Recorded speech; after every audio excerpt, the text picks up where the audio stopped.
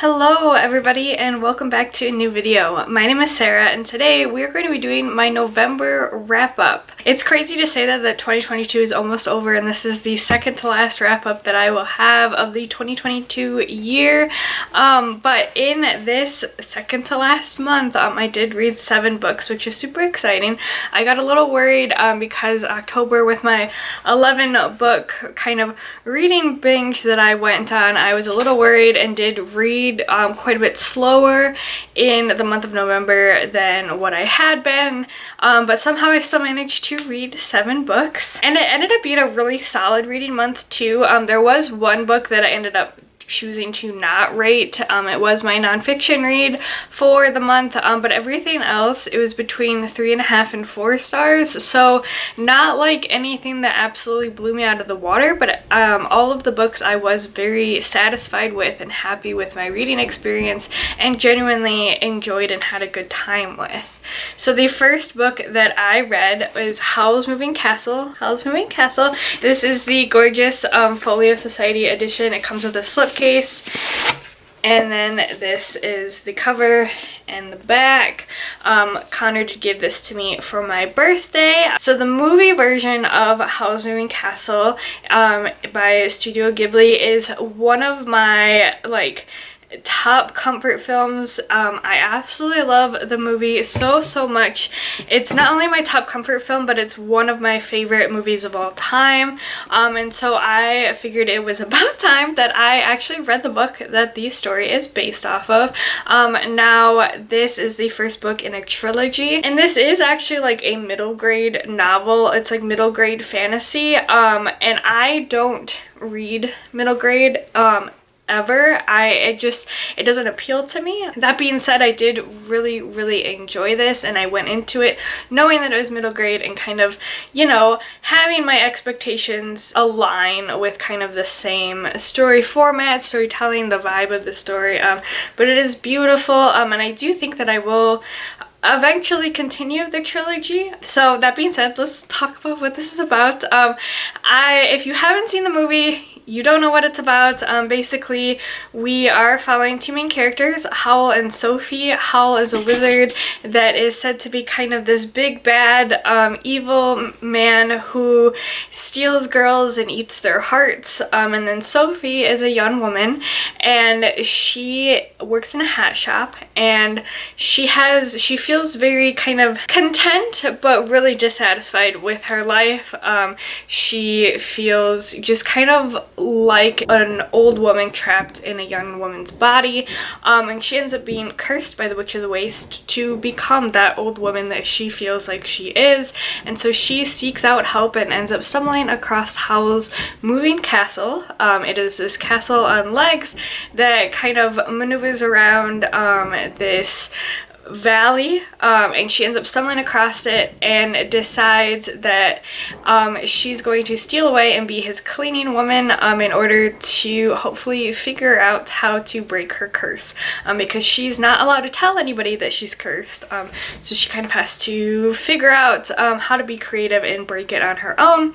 And that's both the story of the book and the movie. However, there are a lot of differences between the two. This book is very different than the movie, so I think if you're going into this coming from watching the movie, you definitely keep that in mind. Not only is the plot quite different, the general plot is the same of Sophie trying to break her curse, and kind of her and Howl's relationship developing. However, it is very different in terms of in the movie there's a war going on in the background. That's not happening here in this book. There's something very different happening, which is just as kind of exciting and enticing to read. I think honestly the movie has the more whimsical feel. This is still very whimsical, but it has almost a more fun and funny feel to it. So Sophie and Howl is arguing and they're bickering, and kind of their back and forth banter is definitely kind of ratcheted up a bit in the book, which makes it a lot more fun. And there's also some elements in here that I don't want to spoil, but I think add a whole like different fun twist to the story as well.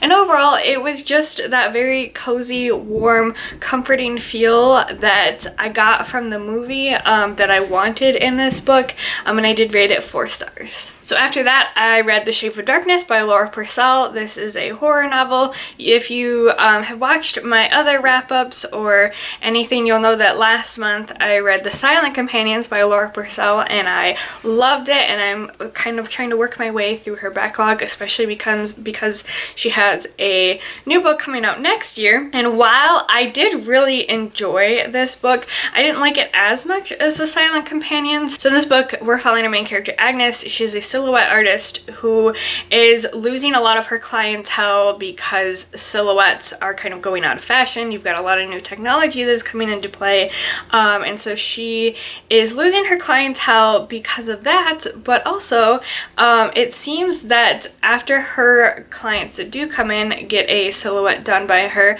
they mysteriously die in ways that look like they could be either accident or murder, and so then she ends up getting the help of a young woman, Pearl. She's actually a very young girl. She is a spirit medium, and so she and Agnes end up working together to try to figure out what is happening to Agnes's clients. Just like in The Silent Companions, there is a very big twist at the end of this book. However, I feel like a good chunk of what was happening, like you get a pretty good gist or a pretty good idea of what's going on for most of the book. There are, like I said, twists that happen that did really surprise me. I don't think it was quite as compelling of a read as The Silent Companions. The Silent Companions I really struggled to put down. This I had a little bit of an easier time putting down when I needed to take a break or do something else. That being said, this is still super entertaining, really good. There's still some quite creepy scenes in here, and I did really enjoy our main characters. They were very interesting to read from. I especially liked when we read from Pearl's perspective. We do get kind of those alternating chapters of following from Agnes and following from Pearl. I do think Pearl was my favorite perspective to read from. Not saying Agnes's was boring or anything like that. I just found Pearl's a little more compelling to read from. And like I said, there is that really big twist that happens at the very end, but there are twists throughout the book as well. But overall, it was a bit of a slower read for me than The Silent Companions, and I did give this 3.5 stars. So then next I read Her Majesty's Royal Coven by Juno Dawson. This is the Fairy Loot edition of this book. It's got these stenciled edges. This is the first in a trilogy, and it is a adult fantasy series, and we're basically set in our world, but in our world where witches and like covens of witches exist, and they're hidden from like normal humans, but they're also working in tandem with like global governments. So in here we're set in the UK, and there is Her Majesty's Royal Coven, which is like a government organization that is kept secret, and we're following 4 young women, and they've been friends since childhood, and now we're following them in their 30s as they've kind of drifted apart to some extent, and some of them have tighter connections to the government sanctioned Coven. Others have more like they've kind of pulled themselves away or distanced themselves, but we're basically, this is kind of like a drama with a fantasy element intertwined. A lot of this book is just following these 4 characters and these 4 young women as they navigate their 30s and their complicated friendships that they have with each other, and then kind of how their jobs play into that, whether they are part of the Royal Coven or not. And now, of course, there is the fantastical overarching plot where the 4 end up being pulled together to kind of work together because there is a prophecy saying that some big bad evil entity is coming and will destroy all of which kind, and so they're trying to prevent this prophecy from happening. However, there was quite a twist on this prophecy idea that happens relatively early on in the book. However, I don't want to spoil it because I do think it is a big spoiler of the story, but I really liked where it rapidly changed the direction of this story and what the book really is about. Like I said, I don't want to spoil it, but I really do think that it was really interesting. This book tackles a lot of kind of social issues and social ideas. There is gender brought into this, and kind of feminism, and then the intersectionalism of race and feminism and race and womanhood, which was super interesting, and I enjoyed the story. I enjoyed kind of the drama element of it and how that was a really interesting mix with the fantastical element. My biggest qualm was Juno Dawson's writing style. If you watched my vlog where I talked about this book, you'll know that me and Dawson's writing style do not get along very well. And I can't tell you really what it is about it. I had a really hard time putting my finger on why I don't like Dawson's writing style. Initially in my vlog I said it was juvenile, but I don't think that that's the right term for it. There was some very well written, eloquent, beautiful lines in here, but then you would go like the next page and there was like a line of dialogue or something that I just like, it grated on my nerves, or I found borderline cringy. I don't know, but I love where the story was going, and I like the whole idea developed like in this book, and so I will continue to read the series. The next book is coming out next year. It's called The Shadow Cabinet. I don't know. I did not get along with her writing style at all, and so because of that, I rated it 3.5 stars. So then after that, I read A Master of Gin by P. Djeli Clark. Now this is the first full-length novel in the Dead Djinn series. However, there are 3 novellas that are prequels to this book. I did not read the prequels, and I can say that you can go into this without reading them and still be able to follow what's happening. There are quite a few references to kind of the past mysteries that ended up happening in the prequels, but I think that they are explained well enough, and like how they're relevant to this story is explained well enough that you don't need to read the prequels before jumping into this. So we're in a reimagined Cairo in 1912, where it's our world, but magic is now in this world and a commonplace thing. 40 years before this story takes place, the barrier between kind of the magical realm and our world was broken, and now Jinn and magic are a very important pillar of Cairo, and that has then made Egypt a world power. Now we follow our main character Fatma. She is a government agent that works with the agency of kind of navigating and regulating magical things, entities, things like that, and so she is kind of like a detective for when things go wrong, and of course things are going to go wrong. There was a mass murder of a group of people that were kind of like worshipped the guy who broke the barrier between our 2 worlds and then disappeared, but it is looking like this guy who broke the barriers and disappeared was the one who came back and murdered this group, and so Fatma has to kind of figure out, is he fake, is he real, and kind of what that means for the world, on top of catching him. So it's this very steampunk, fantastical murder mystery story that I had a lot of fun with. I really like Fatma as a character. She is this very tough, kind of no-nonsense woman who wears a lot of really dapper suits and bowler hats, and she is quickly able to kind of turn the room in her favor and navigate things really well. This is also a very vibrant fantasy story. The magic and the djinn are super vibrant, colorful, a very robust kind of magical feel to it. The atmosphere is gorgeous in this novel. I really liked Clark's writing style. One thing weird that in action sequences, he used a weird number of exclamation points in sentences. Like, the sentences ended in one exclamation point, but there was a weird number of them that popped up in action sequences. Besides that, I liked his writing style a lot. There's also just a very wide variety of places within Cairo that we go to. It ends up becoming a very political story as well.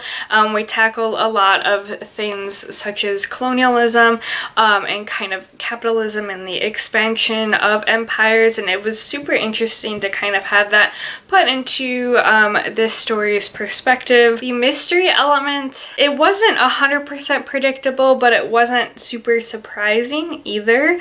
Did I enjoy it? Yes, I found it enjoyable, but I wouldn't say it was like anything super wild or never before seen. There was a point in this book where I saw where it was going, and while I liked the decision made, I do think it could have been a little bit more innovative. I don't know, but it was very, very interesting. And overall I did really enjoy this book, and I gave it 4 stars. So then after that, I read my nonfiction book of the month, and I listened to this on audiobook, and it was Princesses Behaving Badly: Real Stories from History Without the Fairy Tale Endings by Linda Rodriguez McRobbie. So this book is a whole slew of like mini biographies about princesses and kind of royal women or women of power from all throughout history, all across the world. And I decided not to rate this because while I was interested in the topic, I found myself kind of bored listening to it, and I couldn't decide if that was because of like the book and the way it was structured and written, or if that was just me and not really wanting a book like that during that time that I was reading it. So because of that, I decided not to rate it. But yeah, I couldn't tell if it was like dry or what it was. I did feel like we kind of moved through a lot of the biographies kind of quickly. I wished we got a little more out of each princess now, or royal woman. Now I know that would have made the book much longer, and a lot of people do really like kind of that quick, snappy overview of a person's life when you're kind of like compiling a bunch of famous people or historical figures into one book. I just think maybe it's not for me. One thing that I did really like is this book really tried hard to talk about women from all over the world, not just like European princesses. There were women from Africa, there were women from various parts of Asia, from South America, there was Native American women talked about, you know, so the author really did try to pull from all over the world and from as many time periods as possible. So I do think that that was done really well, but I just think that the kind of snappier biography, kind of snapshot look is not for me. And then next, I read The Roanoke Girls by Amy Engel. This is classified as a thriller, and it says the jaw-dropping thriller of the year on the back. And I really think this book is misclassified. It is marketed incorrectly because I don't think that this is a thriller. I think it has aspects of a thriller, but I don't think that just because there are aspects of a thriller, I do not think that that makes this a thriller, kind of at its core. So we're basically following our main character, Lane, and we're jumping between 2 different timelines. So we're jumping from when she's 15, and her mother ends up committing suicide, and she gets sent back to her mother's family home, where she then lives for a summer with her grandparents and her cousin. And then we jump to present day, where it is 11 years in the future, so Lane is 26, and her cousin Allegra has went missing, and so Lane has to go back to her family home, which she had left at the end of that summer when she was 15. She decided to run away from it. She has to go back and kind of uncover what has happened to Allegra, and kind of how this correlates with what has happened to all of the Roanoke Girl predecessors. So all of the women that have come before Lane and Allegra that have lived in this house, they have either left the home, disappeared, or died. This book is kind of just chronicling Lane's experience with unfolding the history of this house and kind of what has happened with her family that she has been estranged from until she turned 15, and then kind of how she has to reconfront those things when she comes back years later to search for her cousin. I think this is marketed incorrectly as a thriller, just like how I thought Once There Were Wolves was marketed incorrectly as a mystery novel. Yes, Once There Were Wolves had a mystery element that was kind of how, like, what the story was built around.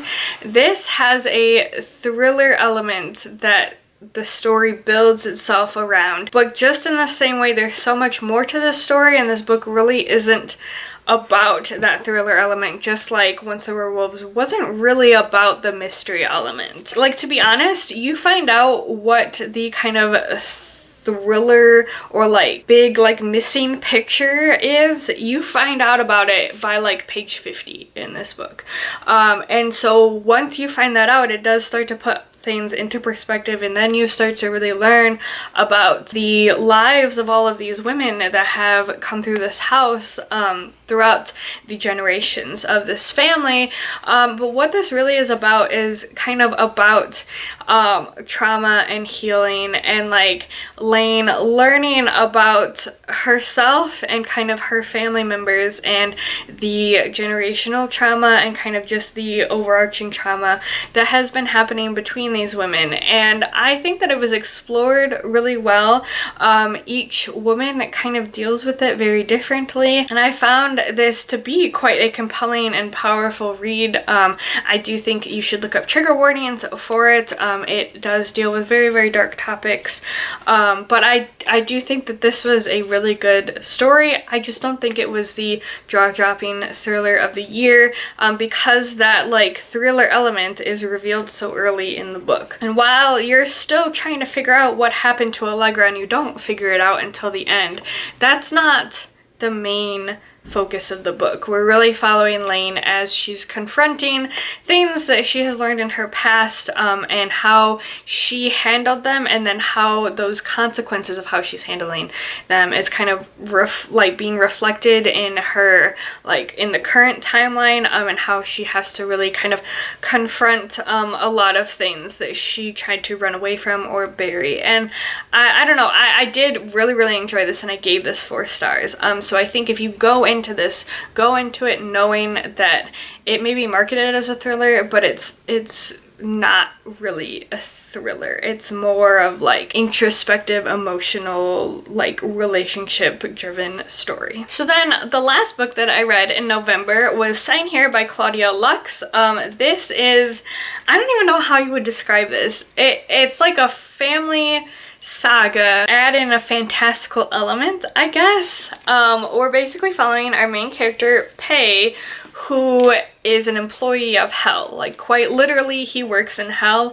He works for their deals department, where people make a deal with him or various other employees of this department to sign away their soul in exchange for whatever, anything. And he is on the brink of a promotion, where if he gets one more member of this specific family, the Harrisons, to sign a deal with him, he will be promoted. So we're basically following, I guess, 2 different plot lines, really. We're following Pei as he is kind of monitoring this family, but more or less he's meeting up with this new employee, Calamity, and she is kind of stirring the pot in this department of hell.